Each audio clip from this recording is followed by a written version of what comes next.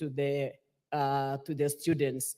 They are able to reach the villages and be able to identify who are these very needy students in those villages in every sub-county. Madam Speaker, what will happen to those students that are in the middle colleges? How will they be supported, the very needy students?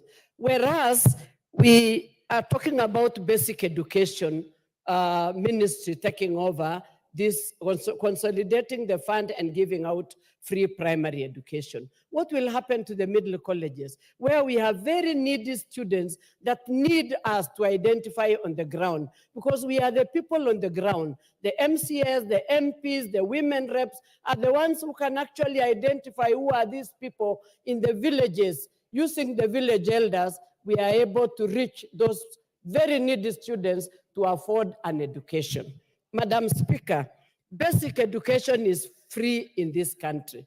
We only need to add, increase capitation to these institutions and ensure there is efficient, effective management of these funds to be able to provide an education for every primary school child, Madam Speaker. Madam Speaker, the ministry also do not have the capacity to reach to the ground and be able to identify the very needy students who need to be supported by this fund, Madam Speaker. So I stand to oppose.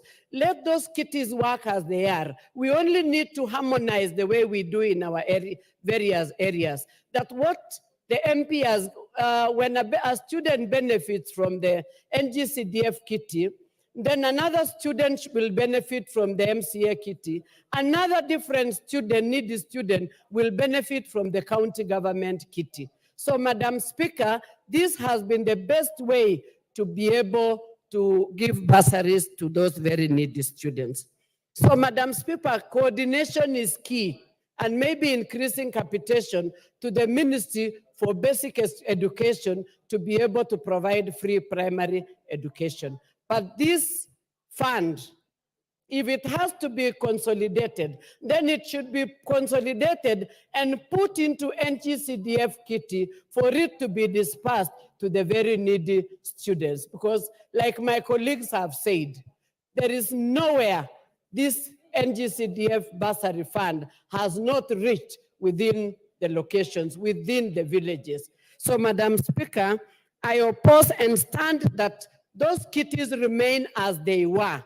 The only thing we need to do is ensure there is capitation from the Ministry of Basic Education is enhanced and it is efficiently utilized for purposes of free primary education, Madam Speaker, and I stand to oppose. Thank you, Madam Speaker.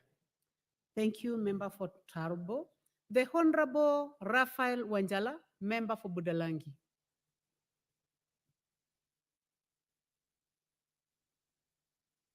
Kindly pass the mic to the Honorable Member for Budalangi. Thank you, Honorable Speaker, for giving me this chance to contribute on this very, very extremely important motion. Madam Speaker, education is equalizer. If you ask these honorable members in which families they are coming from, each one of them has a history to tell. How they grew up, how they came up, and what they were doing. But because of education, it has helped them to be where they are today. Even if some of them were coming from poor families, even if some of them were coming from rich families, today they are earning same salary, they enjoy same privileges, they know how to live amongst each other because of education. They know how to communicate. Even if they go to Europe, they know how to live with each other, how to talk and how to address others, and how to associate. That is because of education. So education is key in each one of us life, because that is what equalizes us to be what we are supposed to be. Madam Speaker, education as enshrined in our constitution is a right. And when something is inscribed in our constitution as a right that cannot be varied, then let it remain a right for each one of our young children to access it without any hindrance. And that is why I want to congratulate Madam Passaris for this motion. And Madam Speaker, when I was in school, there were no bursaries. And we know what we suffered from as we came from poor families. And that's why I'm saying each one of us here has a history and where they have come from. But Madam Speaker, today bursaries are being abused. How are they being abused? Is that you find there is presidential bursary. Now, Mr. President from State House does not know which child is poor to be given that money. Other people are sent. The people who are sent have interests wherever they are. Today, you will find an MCA is giving bursary. Higher education is not devolved. Why is an MCA giving bursary? Governor is giving bursary. Higher education is not devolved. Why is a governor giving bursary? That is why you find Honorable Zamzam saying, if the governor of Mombasa got 600 million to distribute to students within that county, how many constituencies do we have? If we have 4, if we have 5, if we have 6, that means each constituency will get 100 million. Madam Speaker, 100 million alone is enough for that constituency, for every student to go to school without any problem. But you will find, as he has given 600, MP has given maybe 40, MCA has given his, President has given his, Governor has given his, Women Rep is telling you she also gave hers. This is a lot of money that is going to waste, and most of them, sometimes it's embezzled. How is it embezzled? Some people will fill those forms, take to schools, collude with the bursars, and money is sent to those schools as if they are paying for the students. And later they will come and collect this money. That is why we are in support that today we need to consolidate, to amalgamate all this money that is dismembered in various offices. Thank you, Member for Budalangi. The Honorable Jackson Leku Montare, Member for Samburu East. Your time is over. We go to the member for Samburu East. He has been waiting. Yeah, thank you, Madam Speaker, for giving this chance to contribute. Madam Speaker. Order, Member for Budalangi. You have contributed. You have done very well. I don't know why you are shouting. Please proceed. Thank you, Madam Speaker. Madam Speaker, education in Kenya is very costly. Madam Speaker, we have been giving bursaries, and every other office which has that role to give bursary, we have been giving bursaries. But Madam Speaker, what is the cost of one child to go through the education system? The bursary we have, Madam Speaker, and even though the bursary with the governors and every other person does not amount to the cost of educating one learner. And Madam Speaker, the worst thing we can do as a parliament is to take the money we have to the Ministry of Education. It is not practical, Madam Speaker, for us to take the bursary to be accessed from the Ministry of Education, which even members of parliament, we are not accessing what is there. So, Madam Speaker, the very important thing we have to do is to increase the bursary so that we'll be able to fund the education of our children properly. What we lack, because even if you look at what the governors are giving, maybe a student can get 15,000 plus the 10,000 even from the MP. That is 25,000. But what you are supposed to give is more than 100,000, Madam Speaker. The Gov bursary is very little. In fact, very few students will get the Gov bursary. So I think the right thing we have to do is to increase the bursary so that we will be able to meet the cost which is required.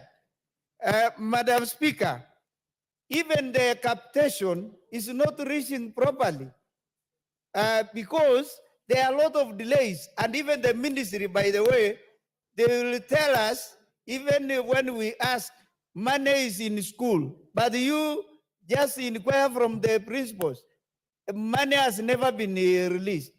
So I think as a house or a parliament, if there are other money that we have to add to the bursary so that we will be able to pay, that is the best thing.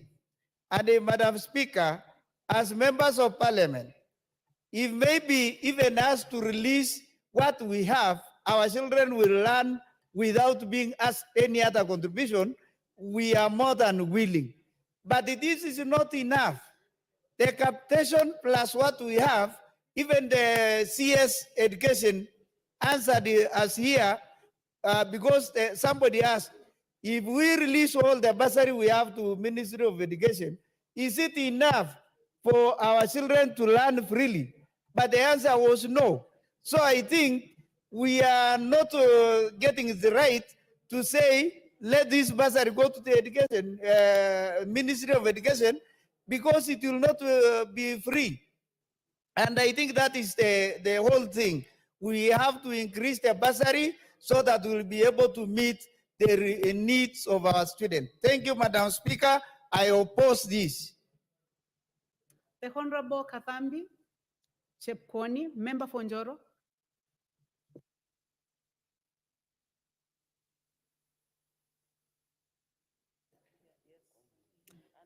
Thank you very much, Madam Chair, for granting me this moment for me to do contribution. Let me start by saying that Honorable Pasari sent an idea, but at the moment it cannot work. And that's why, Madam Speaker, I wish to oppose it seriously because of these reasons. Madam Speaker, right now, being a member of parliament from a single constituency, we still have a lot of challenge from even the Minister of Education itself. Madam Speaker, the amount of money which is called infrastructure funds in the ministry, the distribution in this country, it is purely unfair. Madam Speaker, sometimes you get some constituencies getting funding for infrastructure from the ministry, but you don't get as a single constituency. Therefore, Madam Speaker, if I can sit in this parliament and the support that there's consolidation of funds so that it can be taken to the Department of Basic Education Department, it will be purely unfair for the poor children in this country. Madam Speaker, through my experience, this is my second term in Njoro constituency, having been elected. What we do as single constituency members of parliament, the ministry cannot even afford to do it. We make sure that in every village, Madam Speaker, we know the poor child from that one specific ministry. If today, Madam Speaker, even accessing some, many of the projects we are requesting from the ministry is hard. how can they on this earth honestly that ensure that if the money was to be consolidated and they were to get it, if it could be fair for the children? Madam Speaker, it will be very hard. The first thing, Madam Speaker, the ministry itself actually have no capacity to identify those poor children. Madam Speaker, the ministry will get what we call the burden of proof for the poor child in the villages. Therefore, Madam Speaker, I'm standing to say that if today we can sit in this parliament and we say that the GAF funds, the NGCDF funds is consolidated, it is taken back to the ministry, Madam Speaker, that would be very wrong. And why am I saying that, Madam Speaker? It is because there will be unfairness to the poor children. And Madam Speaker, I'm happy today that you are seated there and you are single constituency member of parliament like myself, and we know actually what we undergo in our respective constituencies. Therefore, Madam Speaker, even the proposal of this one of collapsing all the bursary schemes, it will make it very hard for our poor children to access education. And why, Madam Speaker, I take it very seriously to protect bursary in this country, it is because the funds we have given to the poor children in our villages has given them a level to sit like even also the able students in this country. Therefore, bringing away, proposing that we consolidate the funds, Madam Speaker, there will be a lot of cries in this country. And Madam Speaker, you have also experienced, most of us single constituency members of parliament, lately, even after the court declaration of NCDF nullification, Madam Speaker, it has also brought a lot of thorny issues in the country. Kenyans are worried. Are the poor children going to access education if we are really encountering all this? And Madam Speaker, it is good to say this. Let us not every minute propose scientific texting things in these countries. Let us not collapse what is working for this country. Madam Speaker, the 290 constituencies, the amount of money members of parliament are giving to the poor children, if it can be collapsed, it will bring more pain to the poor children. Therefore, I oppose for now. I think let us improve the systems which can make. Thank you, Member Fonjoro. I'll go to the Honorable Mishi Mboko, Member for Likoni.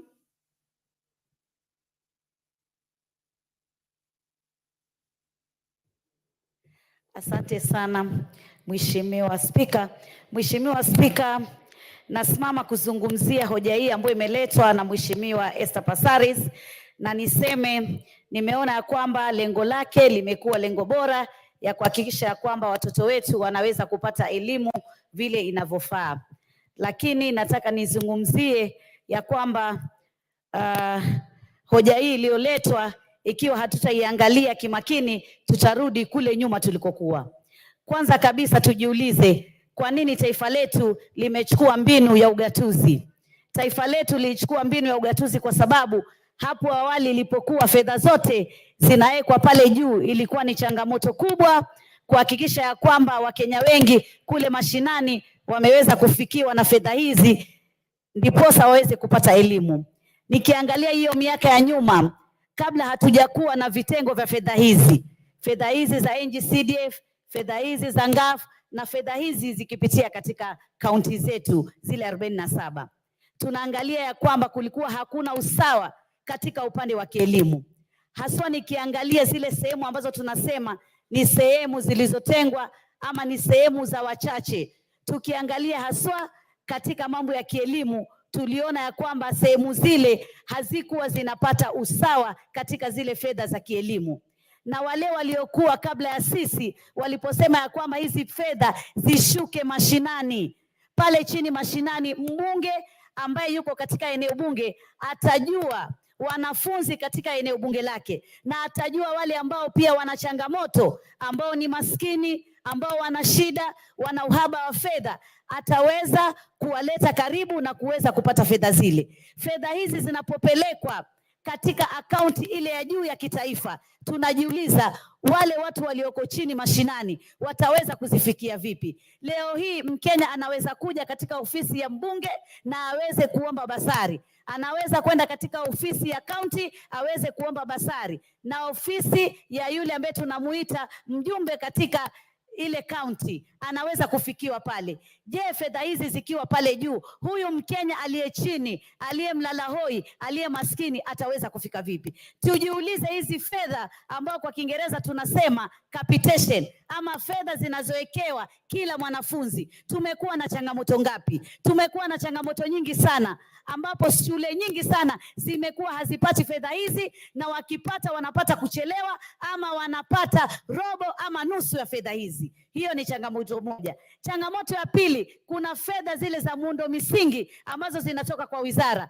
Mimi sasa hivi ukiniuliza, shule zangu nyingi hazipati fedha hizo. Nimekuwa nikifuatilia, nikienda kwa wizara, nikiandika mabarua, nikiteta, lakini napata fedha zile siwezi kuzipata. Na pia fedha zile zinatolewa kisiasa. Iwapo wewe pengine utasikizana na yule waziri ama uko katika serikali, utaweza kuzipata. Ikiwa wewe uko katika upinzani, mara nyingi sana unaenda unazungumza, usikizwi na hakuna kinachofanyika. Nataka niambie wabunge wenzangu, tusirudi kule kwenye changamoto ambazo tulikuwa tunazipata. Sisi wenyewe tunakaa na Wakenya wetu pale mashinani, tunawajua, tunawafahamu, tunajua changamoto zao, ndiposa tunaweza kuwapatia hizi basari. Hata tukisema tuziunganishe zote, ziwekwe pale juu, hazitafidia kuweza kupeleka katika mashule yetu yote yaliyoko. Ukumbuke, tuna shule za umma, tuna pia zile shule za kibinafsi, lakini zote zinasoma watoto wetu, sisi kama Wakenya na sisi kama viongozi. Kwa hivyo mimi nataka niseme, sisi jukumu la kufanya ni kuweka utaratibu mzuri unaofaa. Tuseme kwa mfano, ikiwa fedha ya kaunti itasimamia koleji na zile university, basi fedha za mjumbe ziweze kuangalia shule za upili, na pengine fedha zile za yule mjumbe katika kaunti ziweze kuangalia pengine zile shule maalum, na fedha zile ambazo zinaletwa na kiongozi wa kina mama. Kuna shule maalum, shule za watoto ambao hawaoni, shule ambazo wana ulemavu na shule zile maalum. Hizo ndio njia, tukae chini tufikirie, je, tutazipeleka vipi ndio isiwe mwanafunzi mmoja amefuata fedha zote hizo na wengine wengi wamekosa. Lakini kusema tunaziregesha pale juu, sisi tutakuwa tunapata shida sana. Itakuwa ni ombaomba, kila siku unashinda ombaomba, uingie ofisi hino, utoke ofisi hino, umpige huyu simu, apende awe amependa ametaka ndio uletewe. Hatutarudi huko, tulitoka huko. Asante Mheshimiwa Mishi Mboko. The Honorable Abdul Haro, Mandera South. And thank you for your patience. Yeah, thank you, Honorable Speaker, for this opportunity. I'll start by thanking Honorable Esther Passaris for this motion on comprehensive reform of education bursary schemes to ensure free basic education in Kenya. And from the word go, I would want to say that I oppose this motion, and for the reasons that follow. Honorable Speaker, I would like to draw the attention of everybody to the prayers in this, the prayer in this motion. The prayer says, now therefore this House urges that the government, through the Ministry of Education, in collaboration with the relevant stakeholders, undertakes a comprehensive overhaul of the education bursary systems with a view of collapsing all bursary schemes and allocating the funds to State Department of Basic Education for provision of basic education through capitation to be directly remitted to schools. And the reason why I'm drawing the attention of Kenyans to this prayer is because this is a double-edged sword. Honorable Speaker, if we go to the paragraph of the same motion, which quotes Article 43(1) and Article 53(1)(b), it is clear that basic education is enshrined in our Constitution already as a right, that every child in this country must have basic education as a right. What we need to do is not to reverse the progress we have already made in terms of decentralization of bursaries and try to reinvent a wheel of remaking basic education in this country. What we need to do, if every child in this country, if we ensure as a house that appropriates funds, if we make sure that every child in this country has enough capitation, and we increase the funding for capitation to the Ministry of Education because they're already dealing with capitation, then we can achieve the dream of basic education in this country. And the reason why I'm calling it a double-edged sword is because, one, the reason why we've had the decentralization of bursary in the first place, there's a history to it. It was a question of trying to deal with marginalization, which was already in place, where students from poor families, particularly those from rural areas, were not able to access any scholarships or any fundings that were being administered from the Ministry of Education. Secondly, the funds we are talking about, whether they are NGAF, whether they are NGCDF, constituency bursary, ward, or county government, are not only funding basic education. We are covering even university students. We are even covering students in private universities, which is not covered under this motion. And I must say, and I've always said, we have students in private universities who are not private Kenyans. These are Kenyan citizens like other students, and they also benefit from this bursary. So trying to, reverse the decentralization of bursary so that we can fund basic education, I think is defeatist, and it's a matter that we need to oppose, and I really oppose. We should focus more. I think as an advice to the sponsor of the motion, Honorable Esther Passaris, we should focus more on how to make free education a reality, given that we already have the goodwill and the support of the provisions in the Constitution, that is Article 43(1) and Article 53(1)(b). And the fact is, as many members have already said, the Ministry of Education already has a lot of things that they're supposed to do, including development of infrastructure countrywide.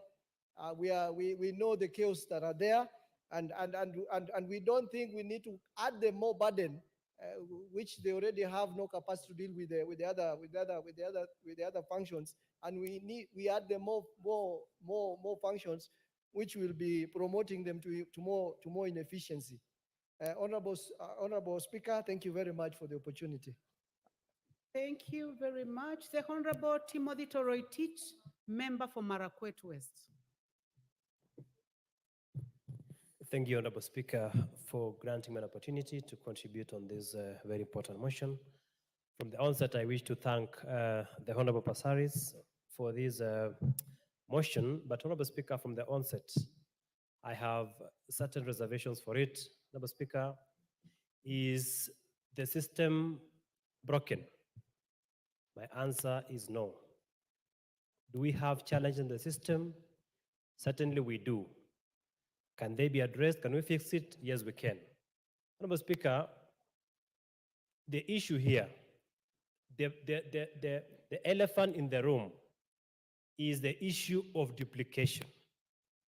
Whether it is offered through the presidential bursary or through the NGCDF. Honorable Speaker, the issue is there is a problem with the issue of duplication of bursary. Honorable Speaker, how do we fix? We cannot fix the broken system by consolidating the bursary to the Ministry of Education. Honorable Speaker, what we need to do as a house, this is Parliament. We make law. The best way to fix it, let us develop a system where duplication shall be avoided, so that when one student is given through the presidential bursary, then the same cannot be duplicated by NGCDF. Honorable Speaker, the other issue is this. We have to respect the Constitution in this country. Honorable Speaker, under the 4th schedule of the Constitution, pre-primary function is a function of the county government. Pre-primary is a mandate of the county government. Why should the county government in this country be allowed to give bursaries to those in secondary schools, colleges, and universities. That is the function of the national government.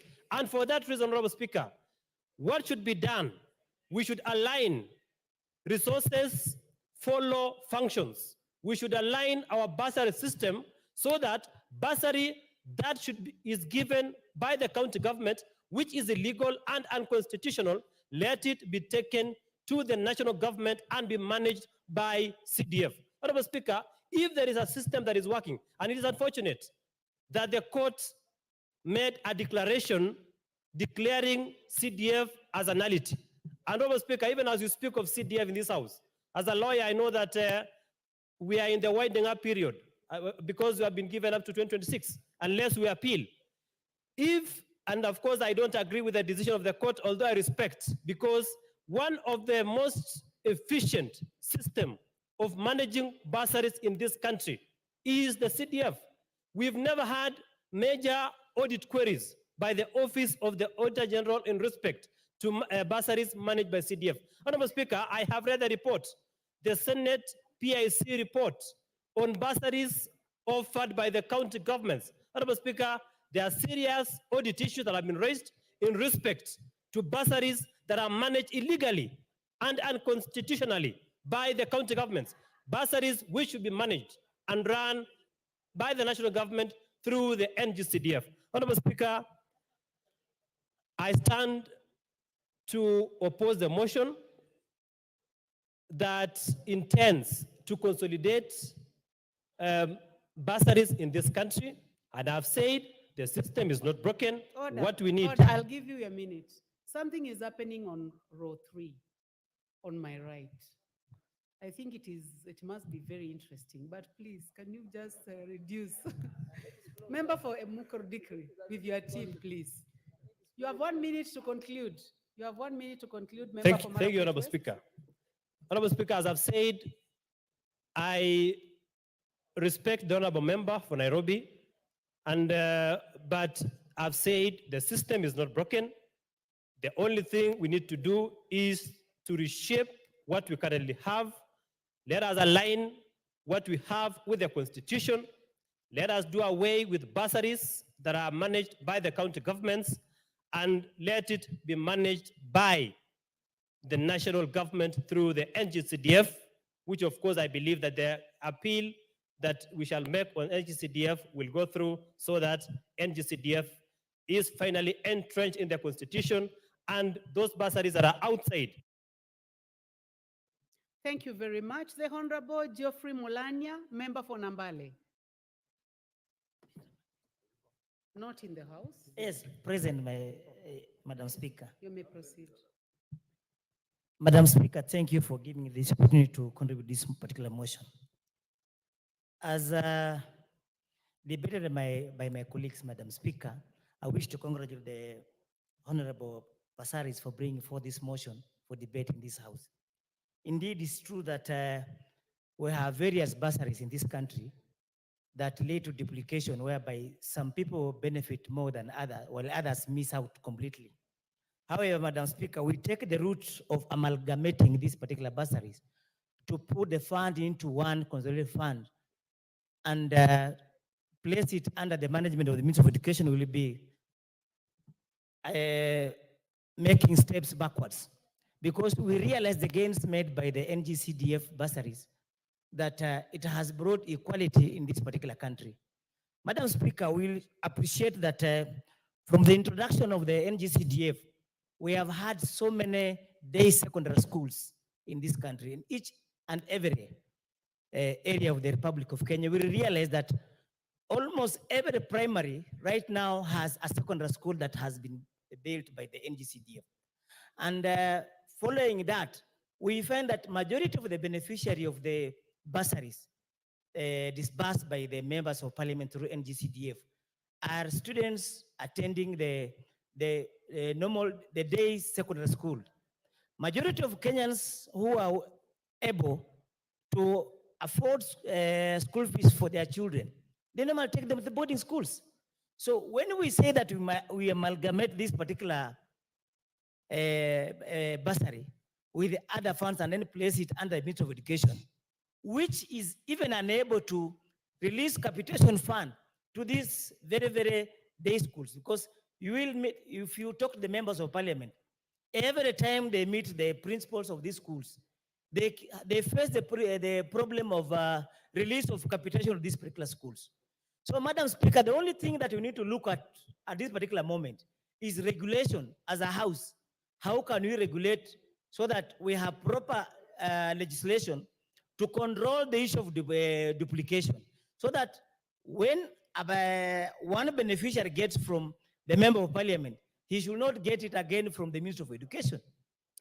Madam Speaker, we will not, as my colleague, the Honorable Tretich mentioned to this particular house, that we found that one of the areas that we are talking about duplication, we have the ward level by bursary, we have the county bursary, yet under the Schedule 4 of our Constitution, education, basic education is a function of the national government. The county government responsibilities under the Constitution is pre-primary education, but they have abandoned their primary duties and now also jumped into offering the function of the national government.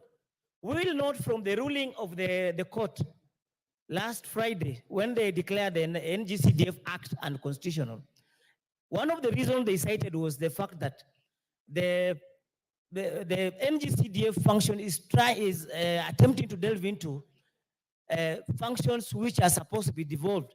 For instance, sports and environment activities. So if indeed the functions of education are left for the national government, then we must have the money for bursaries just limited for to the national government, and the county government, the money that they are channeling to for these bursaries forwarded to the Ministry of Education so that it can be disbursed to the needy student. I tend to oppose this particular motion. Madam Speaker, thank you for that. The Honorable Martin Owino, member for Diwa. Thank you, Madam Speaker. I'm so grateful to my friend, Honorable Esther Passaris. She means well. She wants children to go to school free because we have said in our constitution of free education. That is very, very well understood. The problem is, and that's why I respectfully oppose this, this motion. The fact is, we say what we don't mean and we mean what we don't say. That's the problem in this country. I think Honorable Kiari got it very well when you said you can even use a microscopic lens to see what the National Education Ministry does in our constituency. Almost nil. If there is, it's delayed full time. Madam Speaker, as we speak now, the only person who knows the vulnerable segment of our population is a member of parliament. The way I did mine, which also involved full public participation, going to each and every polling center and inviting opinion leaders and those who matters in that constituency and asking them, who do you think we should take? They give you the list themselves. Some even tells you, no, instead of taking this child, take so-and-so's child, because mine is a bit better. There is nothing better you can get more than that. So I don't know what it is in this country that what is working well, we are not even making better. Instead, we come with other issues that dilute what has been working. But it is clear to me, Madam Speaker, you cannot do something the same way, same time, and you expect a different outcome. It doesn't work. If we were to put all these funds together, we as MPs, the national CDF is not a county, it's not a devolved function. I think one member also got it very right. I think it's scary again. This is a decentralized fund. It's not a devolved fund. So once you have decentralized, how come you bring it back to the mother? maybe ladies can tell us, when a child is born, you cannot take it back to the womb. You kill the child. It was taken from the national kitty of Ministry of Education because it was not functioning. Madam Speaker, as we speak now, all the infrastructure, I've never seen, even latrines are collapsing. It is CDF. There is no emergency response for the National Education Ministry in all our constituencies, and this is 290 constituencies we are talking about. The best way to decentralize funds is to use our constituencies, and it is the right thing to do. So, Honorable Passaris, even if we are opposing this, I think maybe translate this motion into a bill that will put all these monies flying everywhere into national CDF. Then we will achieve what we want. Because right now we say there's free basic education, there's none. If children are facing what we call revolving doors, they are in school today, they're out tomorrow. Who meets even the fare to take them home and back is member of parliament. Lastly, I want to say the Ministry of Education, sadly enough, is overwhelmed with what we call geopolitics, nepotism, inequitable distribution of resources. That's why there was a genius initiative to have this money be spread across all the 290 constituencies. And that should be perfected, Madam Speaker. Honorable Speaker, I didn't see you coming in. So that should be perfected. We should not be regressing again to what was not working for Kenyans. So I submit that I oppose and respect Honorable Passaris for bringing this motion. Thank you, Honorable Speaker.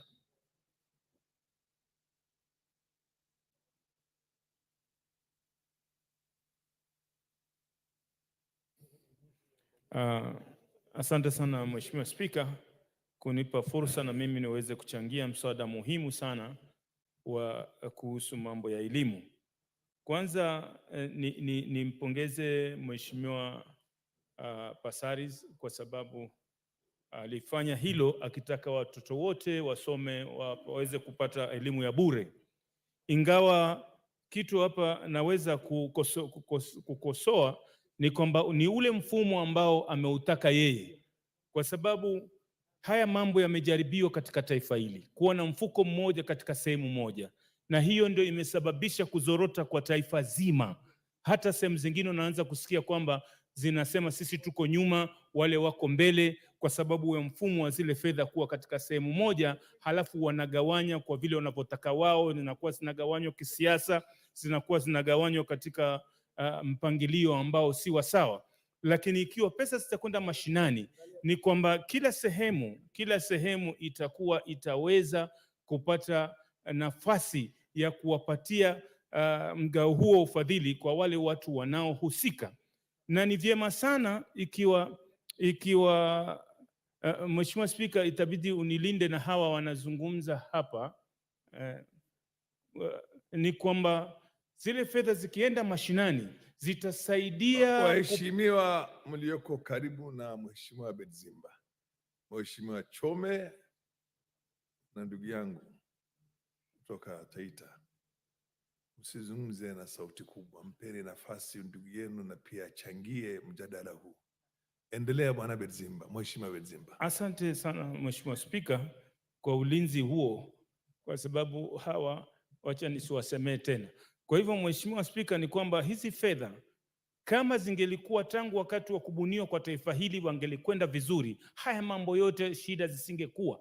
Hata kusingekuwa na sehemu yote inayosema kwamba sisi tumewekwa nyuma, wale wamesonga mbele, ama hapa hakuna barabara, ama hapa hakuna shule. Ni kwa sababu hapa mgao kutoka juu, ukiwekwa juu unashuka chini vibaya sana, unaenda kiubaguzi. Hata ndio sababu saa hizi hata kutoa dokumenti zingine ama stakabadhi zingine kama pasipoti ama lolote zimepelekwa katika sehemu tofauti, zilipokuwa hapa ilikuwa ni uzito. Kwa hivyo ni kwamba hizi fedha ziende chini na mahali pa kwenda ambako kutaweza kusaidia zaidi ni katika hazina za CDF. ikiwa mjumbe ataweza kupewa hizi fedha aongezewe, na kuwe na taratibu ya kwamba zile shule zilizoko katika eneo lake, asijali wale watu kama ni wapiga kura wa wapi, asijali watoto hao wanatoka wapi, au atalipa zile school fees yote pale, na mwingine naye alipe yote kule, na mwingine alipe, kutakuwa shida hii itapungua. Lakini kama tutaweza kuchukua hizi fedha tuzilete tena katika sehemu moja, nina hakika watu wataumia zaidi. Mheshimiwa Spika, ukiangalia kuna hazina nyingi za kifedha ambazo zinahusiana na mambo ya ufadhili wa shule ama karo, lakini watu mashinani hawajui watazipata vipi, hawajui wata-apply vipi, hawajui watakaribia vipi. Mahali wanapojua ni pale pale tu karibu kwa mjumbe, kwa mama women rep, hapo karibu na yeye ndio anajua. Kwa hivyo hizi fedha zote zitolewe huku Nairobi. Angalia Mheshimiwa Spika, kuna fedha ambazo katika wizara wanapewa ambazo wanatakaniwa wajenge majengo za shule, lakini hakuna jengo linajengwa kutoka wizara. Jengo ukiangalia hii imejengwa na hazina CDF, ukiangalia hii imejengwa na Gafu, ukiangalia hii ni sisi wenyewe ama NGCDF ndio inaojenga mashule, lakini hakuna wizara. Hata juzi walituahidi kwamba watatupatia madarasa mawili kila mtu, sisi tuweke fedha tujenge na wao watatupa. Hakuna hata moja ambao wametoa. Mheshimiwa Spika, kwa hivyo mimi nimesimama hapa kupinga mapendeleo yale ambayo yako, lakini tunataka elimu iwe kwa watoto wote, maskini na matajiri, kwa sababu ni haki ya kila mmoja Mkenya awe atapata elimu. Kwa hivyo Mheshimiwa Spika, nimesimama hapa kusema kwamba fedha zile zipelekwe kwa mjumbe, zipelekwe mashinani ili kusudi watoto wasome. Asante sana Mheshimiwa Spika.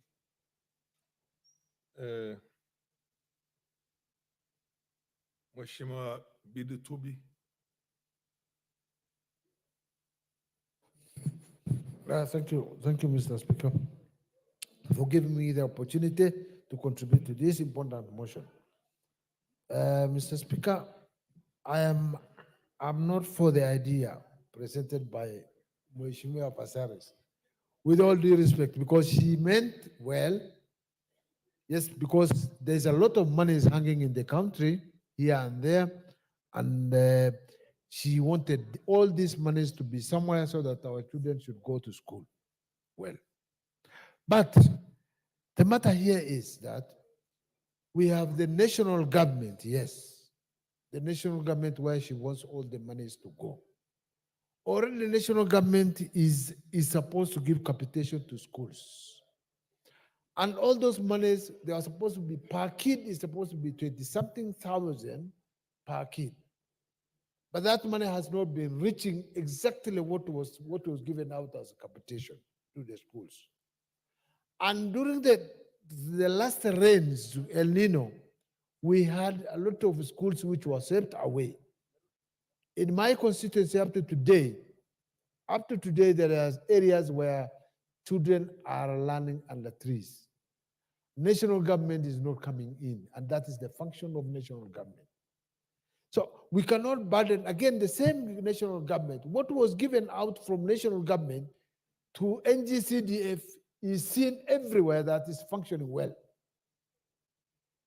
Mr. Speaker, when we came into parliament last time, and I'm first timer, I agreed with my governor that we should have divide. I will pay for my constituency, he pays for universities, pays for all others.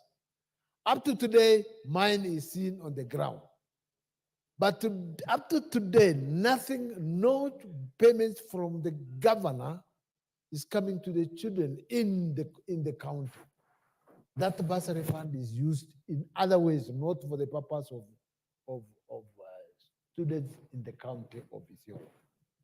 So we will be more safer when we give all the monies to the members of parliament, going by examples of what has happened already from NGCDF. So we cannot go back again and risk ourselves, giving out to the national government or anybody else. Whatever is collected, I agree with members who have proposed that we take even those ones which are in the governor's account to the NGCDF so that members of parliament can be able to manage it. And it has been proven that members of parliament can be able to do that better off than anybody else. Thank you, Mr. Chair. Mr. Speaker. The Honorable MP for Turkana Central, followed by Honorable Mohammed Ali, and then followed by the MP for Karachuonyo. Proceed. Thank you, Honorable Speaker. I stand to thank Honorable Passaris for bringing up this motion, but in the same measure, I want to oppose. Honorable Speaker, we have a failed policy. We have a system that has already failed us. That will be the issue. We may be able to consolidate, amalgamate, but still fail to deliver, as it is happening. Honorable Speaker, I am a beneficiary of the school equipment scheme, the Kenya School Equipment Scheme that used to happen in the 80s. Number two, Honorable Speaker, if it were not for a Rambes, and if it were not for a family friend, whom I will call a father, Honorable Emmanuel Imana, I would not have been here today. And so, Honorable Speaker, it defeats all the odds to say we must consolidate these funds. Already, HELP is not doing well. The new one called Higher Education Fund is also not doing well. Honorable Speaker, capitation is not also doing well. There is the Presidential Secondary Schools bursary not doing well. There is also the School Equipment Production Unit not doing well. There is also the school feeding program that is also not doing well. Where is the problem? We must understand this. And so when we want to say we want to consolidate, why are we not delivering properly in those other systems or in those other funds that are already granted to the Ministry of Education, Honorable Speaker? And therefore, Honorable Speaker, there is the fear of the unknown. And as at now, honorable members in this house, the MPs, are helping their voters or constituency members to go to school because they know where they stay, they know whom they are, and they can easily sympathize with the situation on the ground. And Honorable Speaker, all in all, this is a momentous time where I will still call back Honorable Passaris to reconsider her motion and take it back to government so that government can be able to tell us what has been the problem. And therefore, Honorable Speaker, this is a premature motion. It has to be reconsidered. We must engage with government and tell government that, please, we are not delivering as required. And therefore, we are not ready to surrender even the small bursaries that are delivering the benefits to our people back to the Ministry of Education, Honorable Speaker.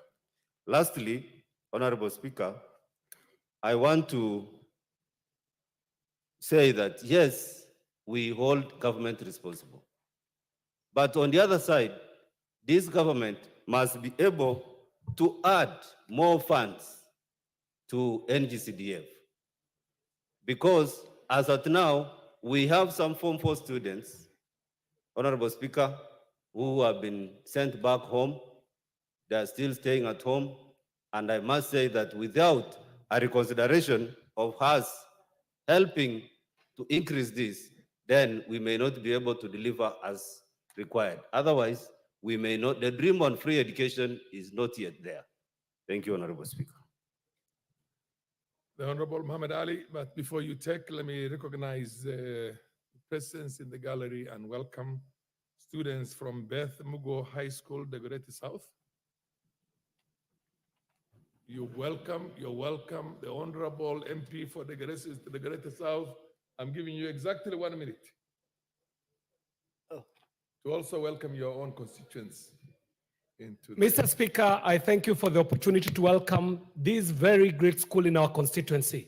As you have said, it is named after a very great daughter of our constituency, the Honorable Senator Beth Mugo, who served her term in this parliament and also served a term in Senate and is still remembered because of this great institution that she founded, Beth Mugo Institution. Beth Mugo High School is an example of what NGCDF can do.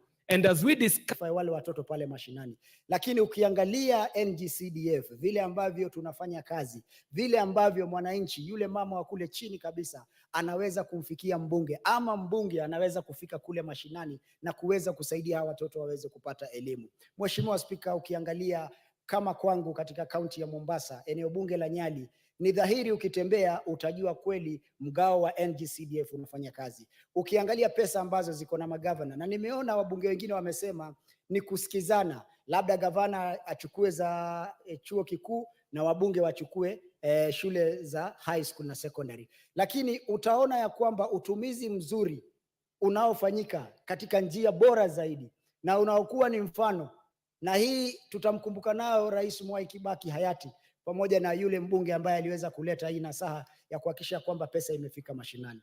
Kwa hivyo kusema Mheshimiwa Esther Pasari anasema pesa yote iko kwa mfuko moja, itawekwa kwa mfuko moja, itafikia vipi watu? Tulipigana ili iondolewe kwa mfuko moja, iweze kufika mashinani, ndio iweze kupitia kila mmoja. Mheshimiwa Spika, kuna magavana wanakalia pesa, hawawezi toa hizi basari. Labda tuanze kuzingatia kufikia hizi pesa ambazo haziwafikii wananchi, na labda tuanze kufikiria zile ambazo zinafanya kazi kama za wabunge zianze kuongezwa ili tuweze kufikia hawa wananchi kwa ndani kabisa. Mheshimiwa Spika, leo ukienda katika kaunti zozote umuulize yule mama mboga, yule mtu wa bodaboda, mara ya mwisho alikutana na gavana wake ni lini?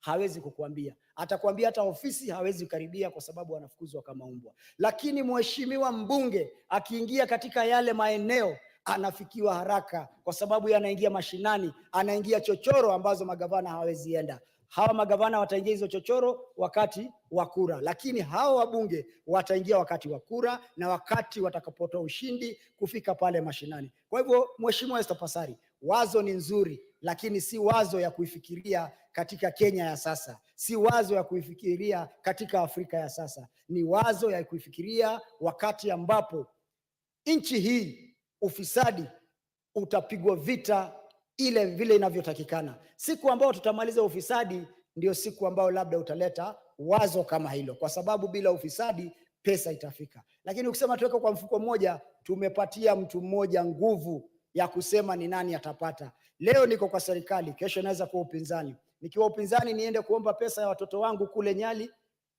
wataniangalia na jicho la upinzani.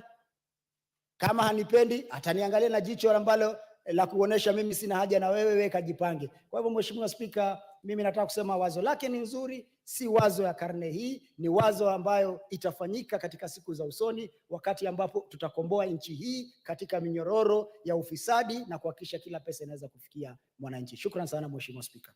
MP Mheshimiwa Karachuonyo. Thank you, Mr. Speaker. I know I have a very short time remaining. I'll just be very quick. Mr. Speaker, we have about 5 schemes giving bursary as we speak. And the money given to them, added together, pooled together, Mr. Speaker, cannot be enough to provide free education. Some money will have to be added. Mr. Speaker, I ask that we look at how the bursary has been performing. The money given to NGCDF has performed so well. And my witnesses are the students themselves, plus their parents. Others I don't want to say much about. In fact, if you ask somebody what PSSB means, he will say that's no. In fact, he will ask you to explain what it is. And that signifies that there is no impact of that money. So why do we want to migrate from where the impact is to where there is no impact? Mr. Speaker, let me just add that the national government decentralized bursary from their kitty to the constituencies. There were good reasons for doing that. And these reasons have been seen in results. If we say that the bursaries to go back to the national government, to the ministry, does it mean that we are asking for centralization again? If that's the case, then one would say, how about county government? Whatever is being given to them should also be centralized back to the national government, which actually will be defeating all the purposes the 2010 Constitution is for. Mr. Speaker, I'm asking that we pull together. I agree with that. We give free education. I agree with that. But then we use NGCDF to carry out the exercise of giving the bursary to the children, to the students.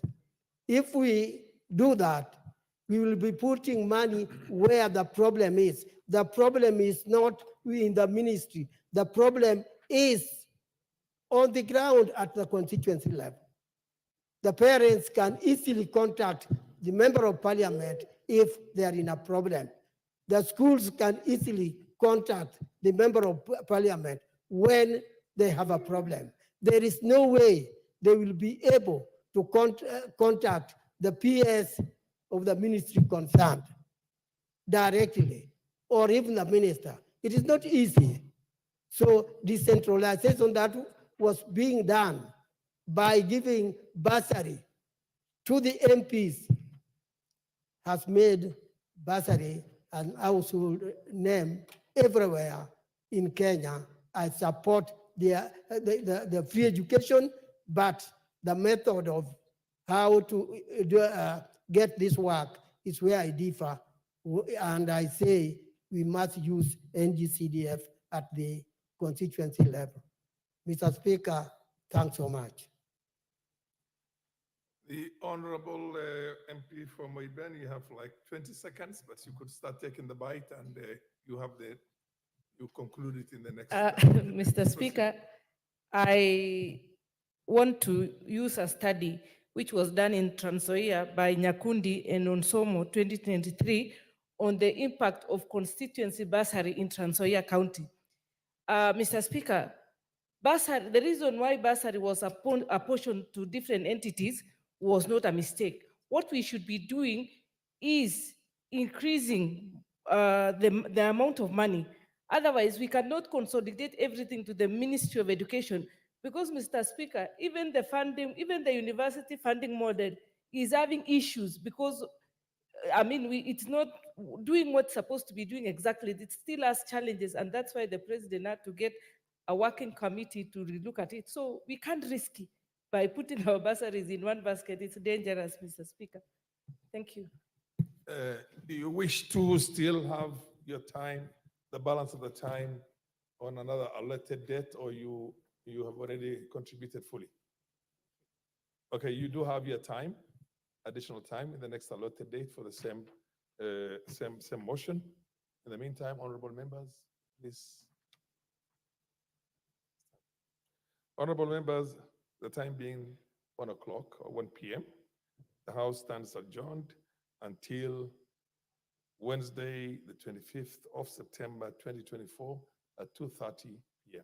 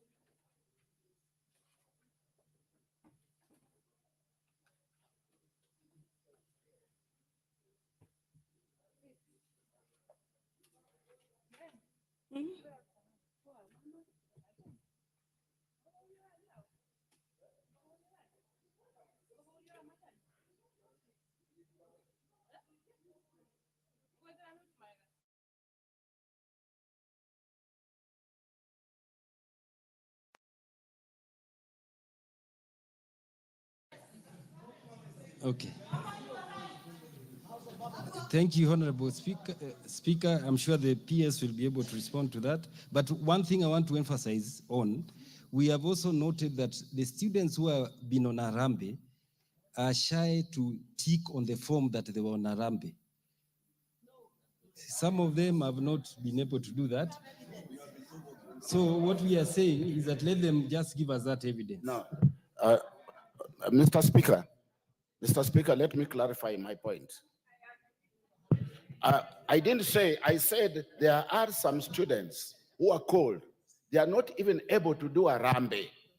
So they don't have a Harambee. They call and nobody comes. So can they report to university until? He has said they will. Now go and tell them to report. Go on. Thank you, Honorable Speaker. Let me go to the next question by Honorable Obo on access to application. I want to confirm that, number one, we understand that there are students who cannot access these facilities because of where they come from. And that is why we have given a chance for these students to report to universities, and we have facilitated our staff to be there to assist these students. So these students will be given a chance to apply while in campus, and then they can be able to submit their applications, and then we can be able to process those applications. Thank you very much. Who is answering? Mr. Speaker, please. No. You know, we have to be clear. Are they reporting and be sent back home, or they are reporting to continue with the education? Yes, PS.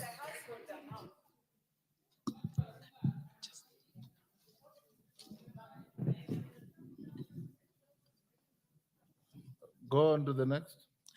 Honorable Speaker, the questions by Honorable Clive on the merging of the placement body, that is Kenya Universities and Colleges Central Placement Board and Universities Fund and Higher Education Loans Board. I'd like to confirm that we have already started working on the initial design. However, this has not been implemented immediately because these platforms are being used actively for students to apply for funds and also to process the appeals. However, it is our commitment that during the next funding cycle, these platforms will be fully merged and the data will be processed simultaneously.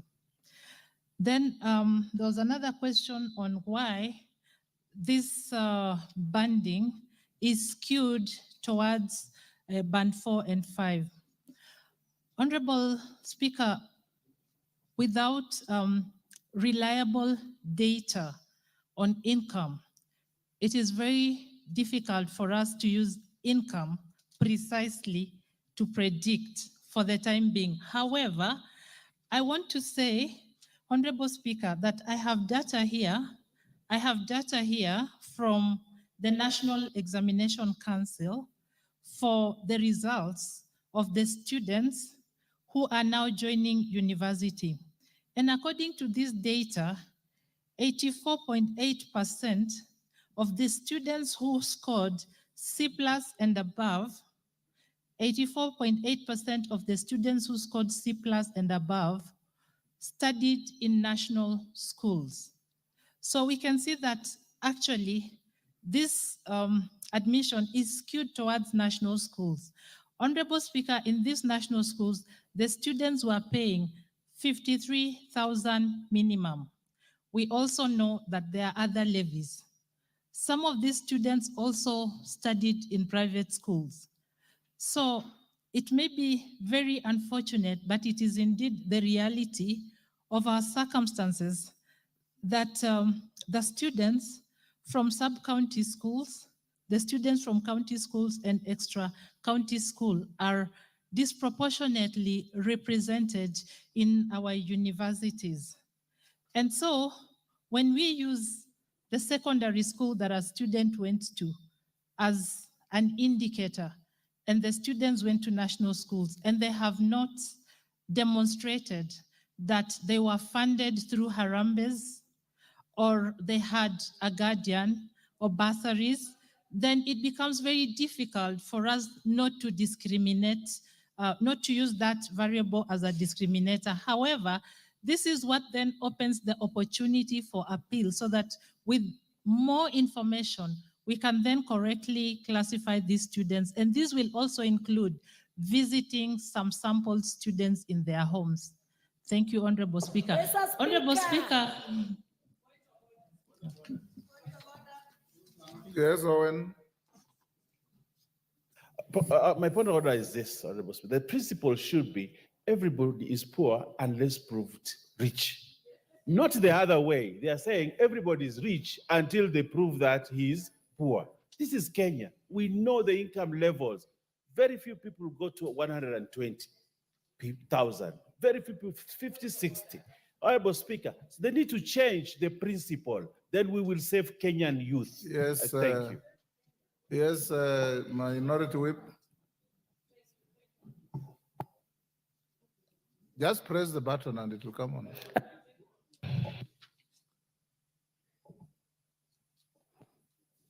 Look for the next. Thank you, Mr. Speaker.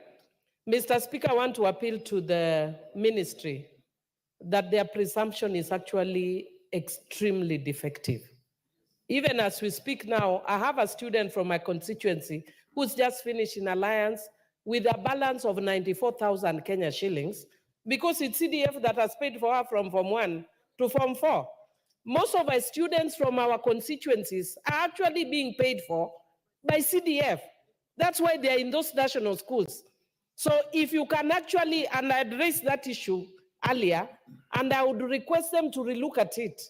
The issue the schools of a school somebody attended is very misleading because most of us are in WhatsApp group fundraising, parents sacrifice to even do those fundraisers so that kids can go to good schools for a better life, not that they can afford it. So can you please relook because it's very misleading, the issue of those schools. What you probably should do before we go to the next round, I thought I had the Monari say they have opened a desk at each university. Upon reporting, if the data you put in, because you know, the assessment is based on self-generated data. So if you put in data based on erroneous facts or misapprehension of facts or total misunderstanding, then advise students in your constituencies that upon reporting the university, they go to that desk, and I hope that desk is there, and explain that I went to a national school in Alliance or Kamsinga, not because I was rich, but because I passed well at standard 8 or 7, standard 8, and the bursaries from the CDF paid my fees all through. So my parents have nothing. But you are assessing me because I went to a national school where we pay so much, which was not my money, was not my parents' money, was from a public kitty. So also advise students when they report to go to those desks and make those clarifications so that the data available on them is then adjusted to the reality. Yes, let's take another 4. Yes. Let me start with Dawood. Mr. Speaker, please. Mr. Speaker, front face of you. Order, honorable members, no soliciting. No soliciting. I know all of you. Oundo, Pareo, Honestly. and Jora, Mr. the member right at the back, is that member for Uriri? Those are 4. We'll still take more. Thank you, Mr. Speaker.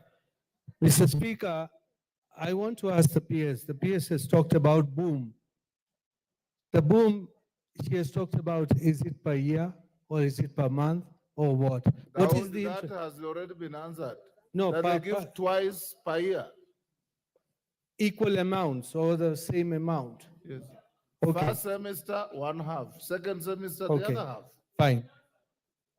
Let me ask my question now. Which, so That was was not your the question, no. Mr. Speaker, you know, going to university, it's not just tuition fees. I had a student who was going from Meru and he got very good marks and all that. He had to pay for the whole year accommodation fees before he even is enrolled into the university. Mr. Monari has said they should go. What Honorable Naika has asked, if he goes there, will he be sent back? Yes, he will be sent back because accommodation fees has to be paid upfront, the whole amount. So if it is going to be like that, then how are the students going to study? If they do not have the money, accommodation fees may be 50 to 100,000. Oundo.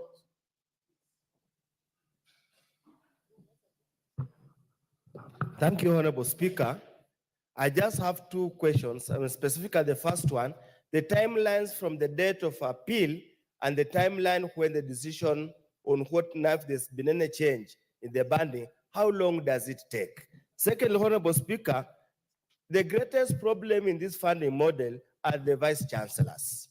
They come and mislead the PS and the cabinet secretary, but when they go to back to the universities, they give the registrars completely contradictory instructions.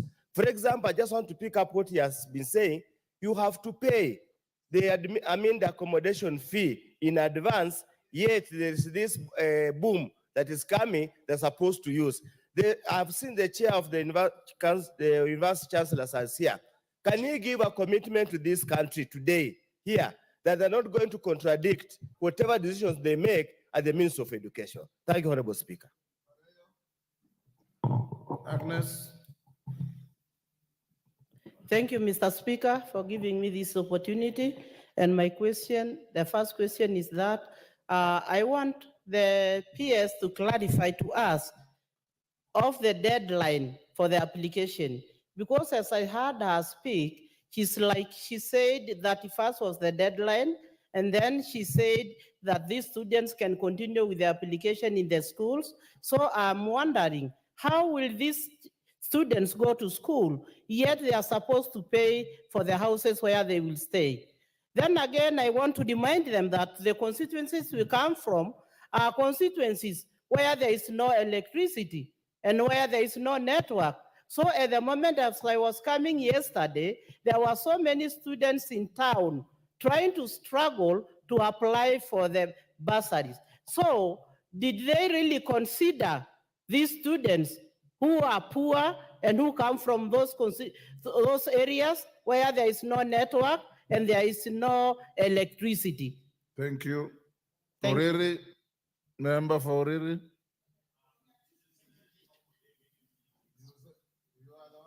Oriri. So go on. Okay, thank you, Honorable Speaker. First, allow me to commend your comments about this kind of funding we have. Because when I was doing my maths here, I realized that all the funding we are talking about can constitute around 80% coming from the government, the universities, of their need. So by declaring universities and colleges free, we'll need only to top 20% and we make it free. And Madam PS, if you ask me, I would suggest that we work towards making university and colleges funding free.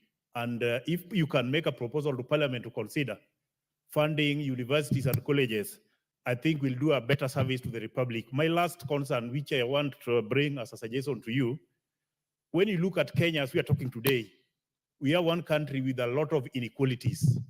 You talk about my constituency, you go through Turkana and other areas. There are students who completed their secondary education and expected to go to the university and cannot access network. They cannot apply for all what we are talking about here. They don't have the information we are discussing here today. And if you want to treat these people equally, we must provide equal opportunities and allow them to report to the colleges, and anything which is required of them, let them do at the college level. But let us not expect them to be equal with others and do the same at the family level. It's not possible. Some parents are too ignorant of whatever we are talking about here. Thank you, Honorable Speaker. Yes, what's the point of order? Is living in maybe in space.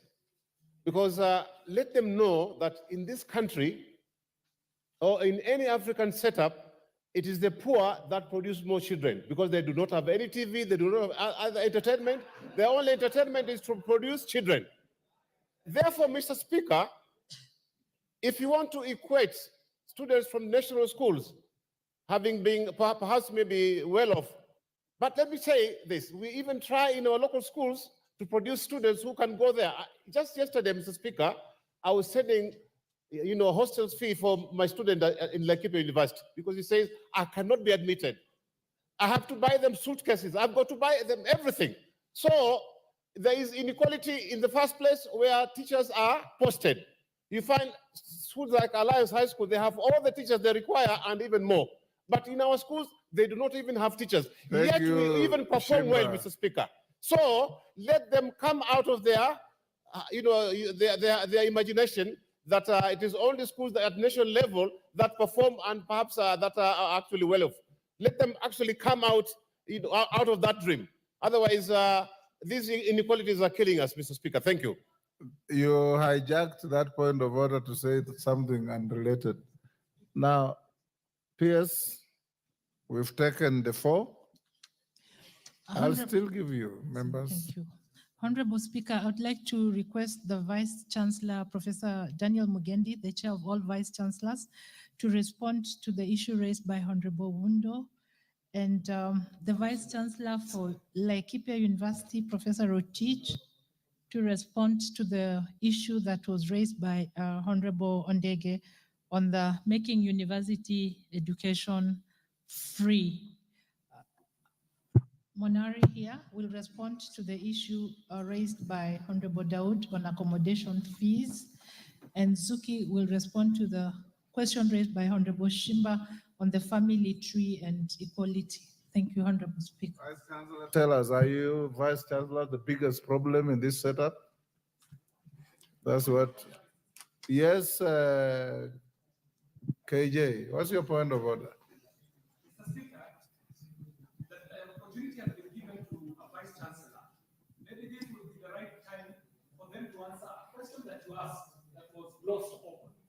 The bigger question was on communication, Mr. Speaker. You did ask where the disconnect is between the ministry and the university. Your mic is off. Use the next mic.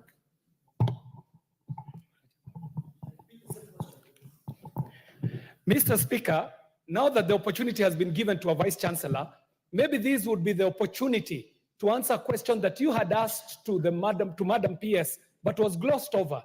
Mr. Speaker, you had asked, is there a disconnect between what the ministry is saying and what the universities are doing? And even on that, Mr. Speaker, the channels of communication, is it all being left to be communicated by the president, where the minister, the PS, the HELB, and all other people who attend to these issues in the Ministry of Education are mute to a point where you have had to call a Kamukunji to explain it to members of parliament. These members of parliament are good consumers of media.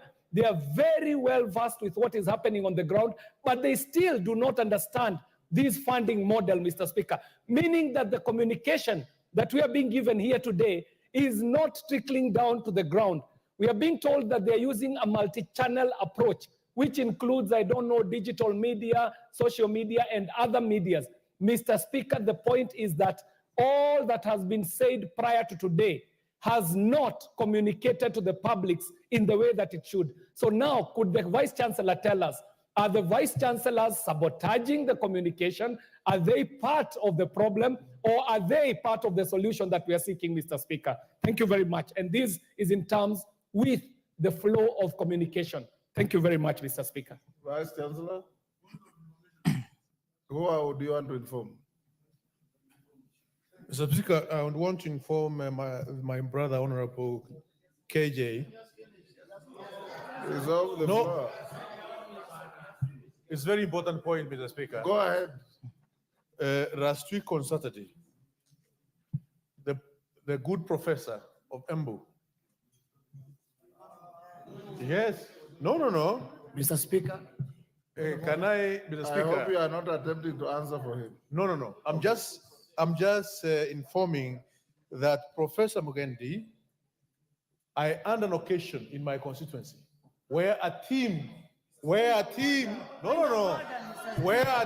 from Embu University came to the function to communicate to the function which I had about the university funding model.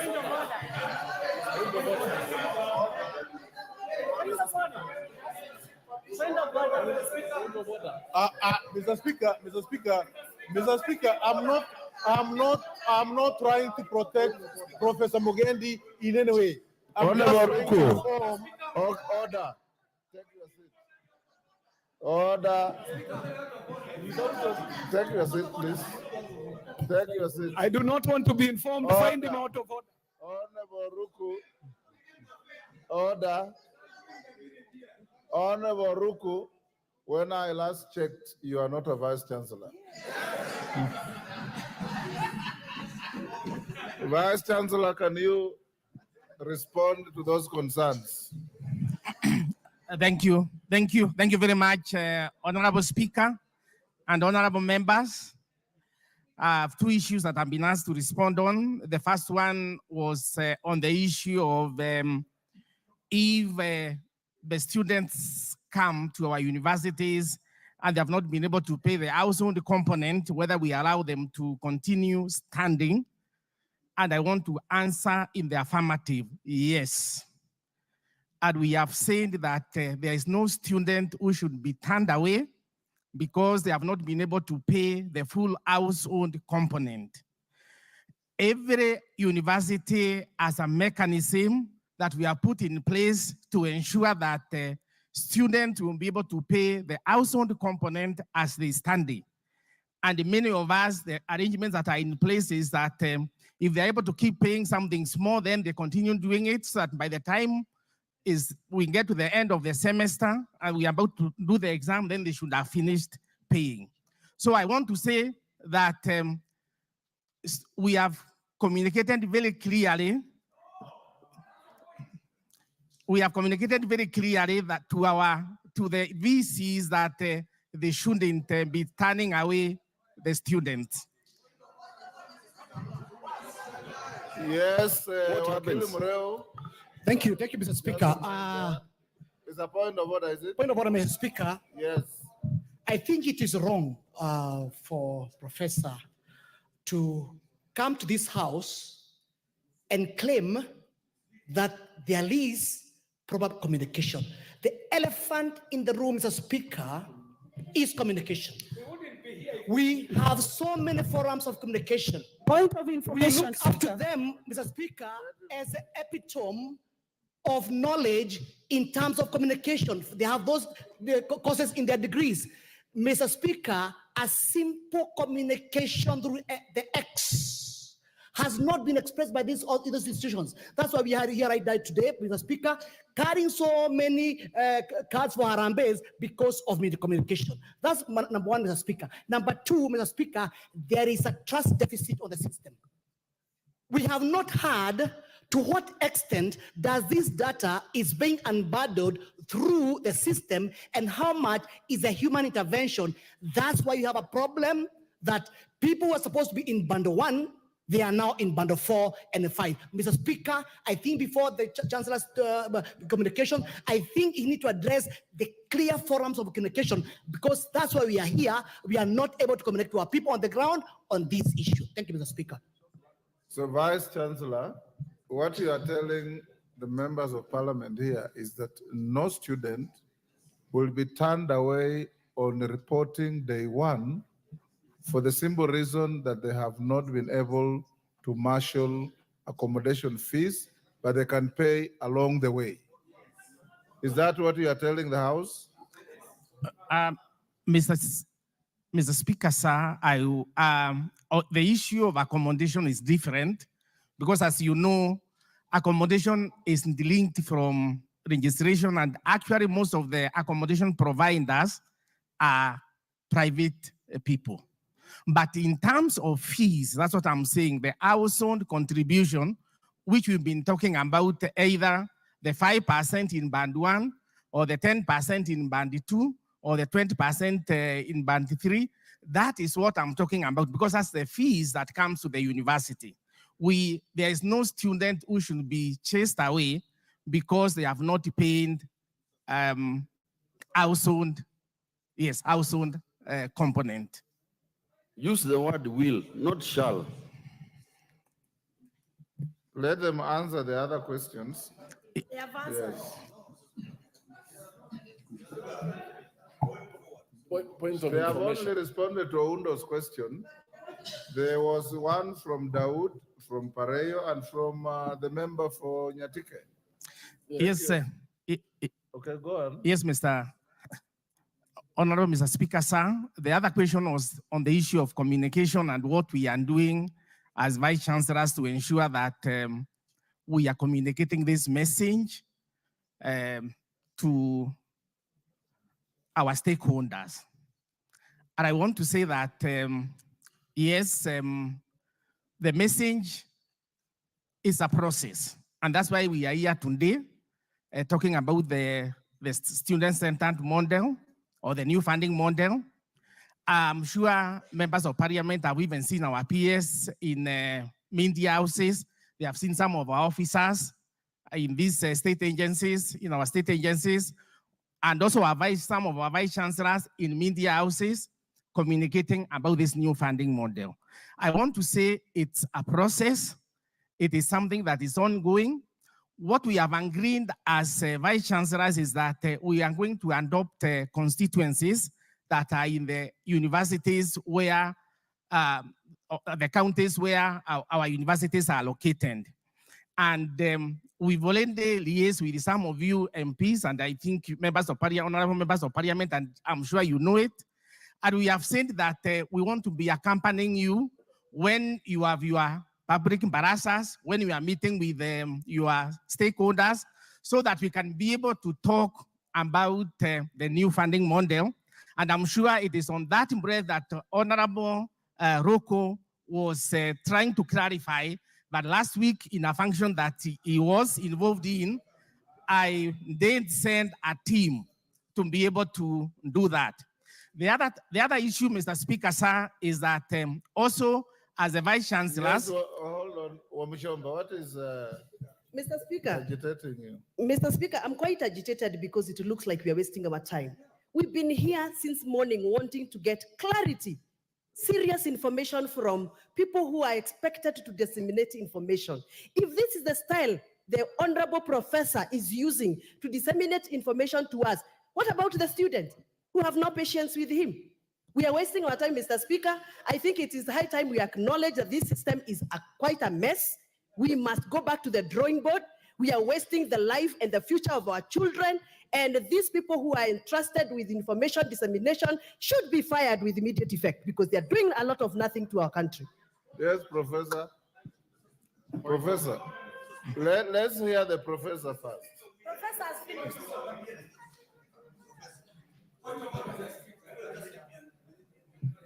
Maclap, what is the problem?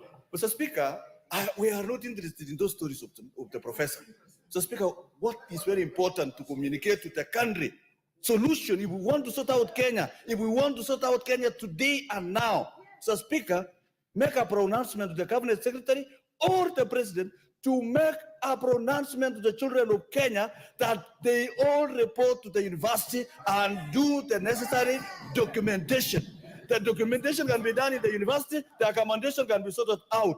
So Speaker, two, so Speaker, make the ministry, the minister, or the president of the Republic of Kenya, make a pronouncement to the people of Kenya, the children of Kenya, that all certificates of students going to university be released unconditionally, because those certificates, national examination, the government paid for examination fee in Kenya. And therefore, they have no relationship with payment arrears of fees in Kenya, Mr. Speaker. They were all paid in Kenya. Those two pronouncements, Mr. Speaker, sorts out Kenya immediately. Professor, can you finish up? Order, let's hear the professor. Hold on, KJ. You raised an issue, let him respond. That's why he's on his feet. Let him respond.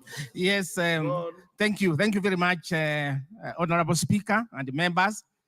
I think we have communicated that it's a process.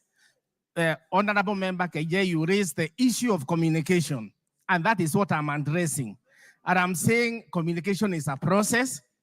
All of you have even heard His Excellency the President talk about the new funding model, but I think it's a process, and that's we are engaging in that process, and that's why I was saying, as vice chancellors, we have a strategy because we have said we will start with our students, our staff members, our senates, our unions, and then we also go to the populations using the MCAs, the members of parliament, so that then we can be able to get this information to the population. Thank you. Point of order, Speaker. Point of order, Speaker. Let's finish those four first. Honorable. Let's finish those four. Order, honorable members. The good vice chancellor has said that they will try. It's sufficient. Whether it's sufficient or not, it is you to judge. But what we have told the PS and her team, that even with this very good model, the deficiency has been communication. It is now that we are hearing that even children who don't have money should go and report. Those with distorted data should go and correct at the universities. This is something that we didn't need a Kamkunji to be told if it was communicated out there. So PS and your team, when you go up there, upscale your level of communication. And Vice Chancellor, you know, there are some constituencies like Turkana North that have no university. So if you are going to limit yourself to going to the county where the university is domiciled, then you disadvantage constituencies that don't have universities. Find a way, and this parliament will assist you. That's why I brought you here. We have the chairman of education here. If you have any message that requires to go to the public nationally, pass it on to the chairman of the committee. I'll give him free airtime in parliament to communicate to the public so that they can be able to get what you are doing. Secondly, you have taxpayers' money. You employ people to do communication in your ministries. Ask them to do this so that the public can get to know. Because the problem we're having is just